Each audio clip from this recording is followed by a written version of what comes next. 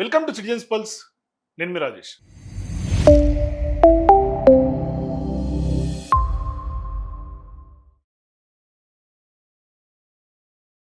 Congress party తెలంగాణలో అధికారంలోకి వచ్చి 1000 రోజులు అయిన తర్వాత ఇవాళ 1000 రోజుల్లో కాంగ్రెస్ పార్టీ ఫెయిల్యూర్స్ పైన బీఆర్ఎస్ పార్టీ పోరాటం ప్రతిపక్ష పార్టీగా ఉధృతం చేస్తుంది.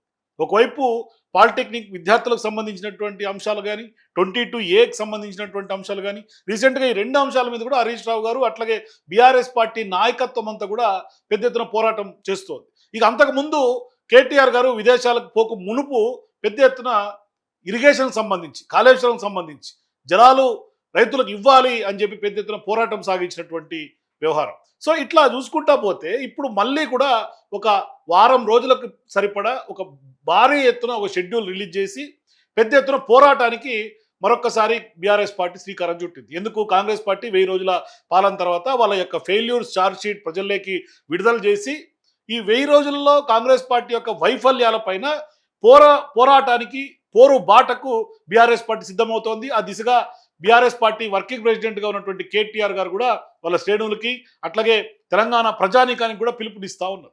మరి సెప్టెంబర్ 2 నుంచి వారం రోజుల పాటు కాంగ్రెస్ పార్టీ మోసాలపైన బీఆర్ఎస్ పార్టీ పెద్ద ఎత్తున పోరు బాట సాగించబోతా ఉంది. కాబట్టి ఇప్పుడు మనం అందరికీ కూడా తెలుసు కాంగ్రెస్ పార్టీ ఫెయిల్యూర్స్ ఏంటి అని.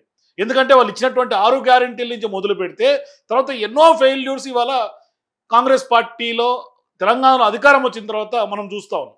6 గ్యారెంటీలు కూడా ఏ ఒక్క గ్యారెంటీ కూడా పూర్తి స్థాయిలో నిర్వర్తించినటువంటి నేపథ్యం, పూర్తి కానటువంటి పరిస్థితి. మరి ఇటువంటి నేపథ్యంలో ఒక్కొక్క అంశాల్లో వారం రోజుల పాటు వినూత్నమైనటువంటి నిరసన కార్యక్రమాలకు కూడా బీఆర్ఎస్ పార్టీ చేపట్టబోతోంది. మొత్తం ఎంటైర్ తెలంగాణ రాష్ట్ర వ్యాప్తంగా ముఖ్యంగా 420 హామీలు తెలంగాణలో కాంగ్రెస్ పార్టీ ఎన్నికల ముందు ఇచ్చి మోసపూరితమైనటువంటి హామీలుగా చెప్పి వాటితో పాటుగా వైఫల్యాలను కూడా ప్రజల్లోకి తీసుకెళ్లేందుకు ఒక వ్యూహాత్మకమైనటువంటి స్ట్రాటజీని బీఆర్ఎస్ పార్టీ ముందుకు తీసుకొస్తుంది. 1000 రోజులైనా కూడా నెరవేరలేదు ఈ హామీలు అన్నది ప్రజలను చైతన్యవంతం చేసి ఏ విధంగా కాంగ్రెస్ పార్టీ తెలంగాణ ప్రజల్ని మోసగించిందని చెప్పే ప్రయత్నం చేస్తున్నాం.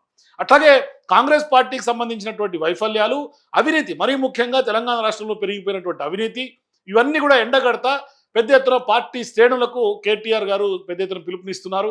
ఒకసారి వాళ్ళ షెడ్యూల్ కనుక చూసుకుంటే ఇదిగోండి, 1వ తారీఖు ఛార్జ్ షీట్ విడుదల చేస్తారు. తెలంగాణ భవన్లో లోగో ఆవిష్కరణ, 7 రోజుల పాటు కార్యక్రమాలపై ప్రారంభ ప్రెస్ మీట్, అట్లాగే ఛార్జ్ షీట్ ఇది సెప్టెంబర్ 1వ తారీఖున చేయబోతా ఉన్నారు. ఇక 2వ తారీఖు 6 గ్యారెంటీలకు సంబంధించినటువంటి వైఫల్యాలు అన్ని నియోజకవర్గాల్లో, మొత్తం తెలంగాణలో ఉన్నటువంటి అన్ని నియోజకవర్గ కేంద్రాలలో ధర్నా, అట్లాగే బాకీ కార్డులకు సంబంధించి గతంలో ఎట్లయితే కాంగ్రెస్ పార్టీ వాళ్ళు ఒక కార్డు ఇచ్చారు అందరికీ కూడా, గ్యారంటీ కార్డు అని, ఆ గ్యారంటీ కార్డులు మీ దగ్గర పెట్టుకోండి, మీకు తెలంగాణలో కాంగ్రెస్ పార్టీ ప్రభుత్వం రాగానే ఈ గ్యారంటీలు అమలు అయిపోతాయి, లేదంటే ఈ గ్యారంటీ కార్డు పట్టుకొని మా కాడికి రండి, ఇది మాది గ్యారంటీ అని గ్యారంటీ కార్డులు ఇచ్చారు, బాండ్ పేపర్లు రాశారు. ఇప్పుడు దానికి కౌంటర్గా బాకీ కార్డులు వంచి 420 అడుగులకు సంబంధించినటువంటి ఫ్లెక్సీల ప్రదర్శన కూడా చేయబోతా ఉంది బీఆర్ఎస్ పార్టీ. ఒకసారి ఆనాడు గ్యారంటీ కార్డుల పేరుతో ఏ విధంగా కాంగ్రెస్ పార్టీ తెలంగాణ ప్రజలకు నమ్మబలికిందో బట్టి విక్రమార్క గారికి సంబంధించినటువంటి ఆ యొక్క గ్యారంటీ కార్డు వీడియో కూడా ఒకసారి చూడండి. రాష్ట్ర ప్రజలందరికీ విజ్ఞప్తి చేసేది ఏంటంటే ఈ గ్యారంటీ కార్డ్స్ అన్నింటినీ కూడా కాంగ్రెస్ నాయకత్వం, మండల స్థాయి నాయకత్వం, గ్రామ స్థాయి నాయకత్వం, మా బూత్ స్థాయి నాయకత్వం ఇంటింటికి తిరిగి ఈ కార్డుని మీ ఇంటికి తీసుకొని వచ్చి మీ ఇంట్లో వివరాలు రాసుకొని ఈ కార్డు మీ ఇంట్లో ఇచ్చి రావటం జరుగుతుంది. ప్రతి ఇంటికి ప్రతి కాంగ్రెస్ కార్యకర్త వచ్చి ఈ కార్డు ఇస్తాడు. దయచేసి నేను ప్రజలందరికీ విజ్ఞప్తి చేసేది ఏంటంటే ఈ కార్డు చాలా అత్యంత విలువైనది. ఈ గ్యారంటీ కార్డుని అత్యంత భద్రంగా భద్రపరచుకోండి. 3 నెలలు జాగ్రత్తగా దీన్ని కాపాడుకోండి. మా ప్రభుత్వం రాగానే మీరు ఈ గ్యారంటీ కార్డు తీసుకొని రాగానే అందరికీ 100 రోజుల్లో దీన్ని అమలు చేసేటువంటి కార్యక్రమం చేయబోతా ఉన్నాం. సో ఇక 3వ తారీఖు విషయం తీసుకుంటే వ్యవసాయ విధ్వంసంపై 22A సంబంధించినటువంటి నిషేధిత భూముల కోసం వ్యవసాయం ఎట్లా విధ్వంసం చేశారు, వ్యవసాయంలో నీటిపారుదలకు సంబంధించినటువంటి రంగం కానీ, యూరియా పెద్ద ఎత్తున నిన్న కూడా యూరియా కోసం తెలంగాణ ప్రజలు, రైతులు రోడ్లెక్కినటువంటి పరిస్థితి. ఒకసారి అది కూడా చూడండి, ఒకసారి ఎట్లా ఉందో పోరాటం, రైతుల పోరాటం.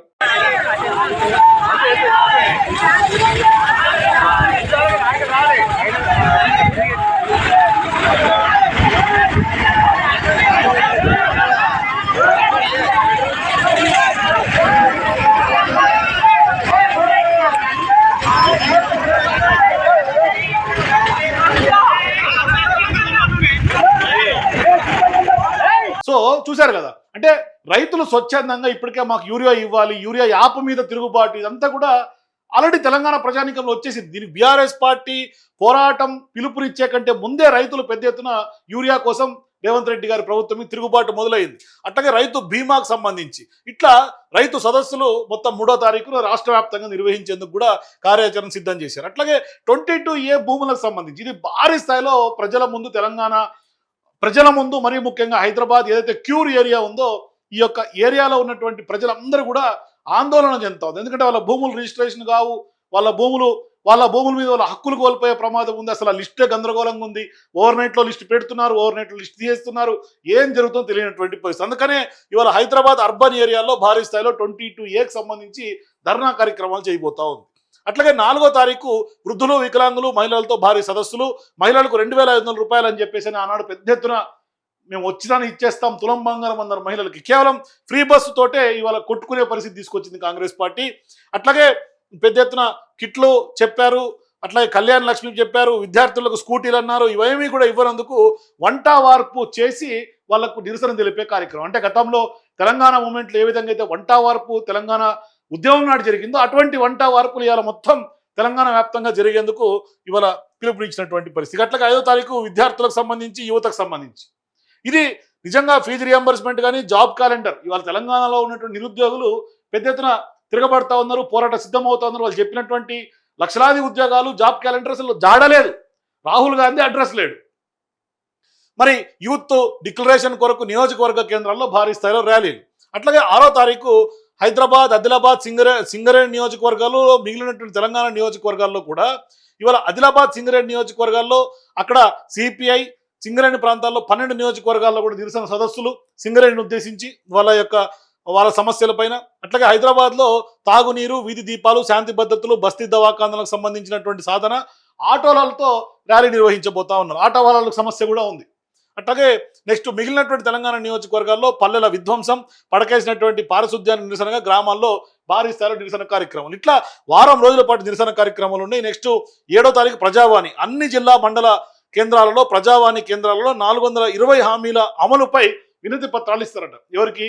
ఆ ప్రజావాణి కార్యక్రమంలో అధికారులకి. అట్లాగే సెప్టెంబర్ 8న అన్ని జిల్లా కేంద్రాల్లో 7 రోజుల కార్యక్రమాలపై ప్రెస్ మీట్లు నిర్వహించబోతున్నారు.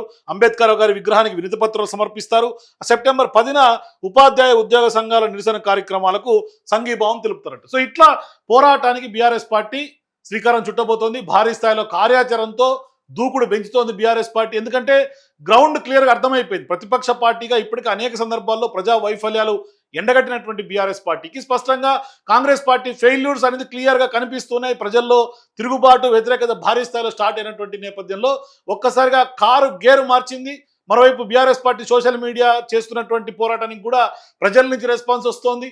ప్రభుత్వం ఇప్పటికే బెంబేలెత్తోంది సోషల్ మీడియా దెబ్బకు. సో ఇవన్నీ చూసుకుంటా ఉంటే ఓవరాల్గా బీఆర్ఎస్ పార్టీ అయితే మాత్రం ఒక పోరాట పటిమతోటి, ఉద్యమ స్ఫూర్తితోటి వాళ్ళ మళ్ళొక్కసారి తెలంగాణలో ఉద్యమం దిశగా రేవంత్ రెడ్డి ప్రభుత్వం మీద పోరాటం చేసేందుకు సిద్ధమవుతున్నట్టు కనిపిస్తుంది. సో మీరు కూడా దాదాపుగా వారం రోజుల పాటు సుదీర్ఘమైనటువంటి కాంగ్రెస్ పార్టీ వైఫల్యాలు, ప్రభుత్వం ఇచ్చినటువంటి మాట తప్పినటువంటి మోసపూరితమైనటువంటి హామీలపైన మీ అభిప్రాయాలు కూడా కింద కామెంట్స్ చెప్పండి. For more videos please watch citizens pulse.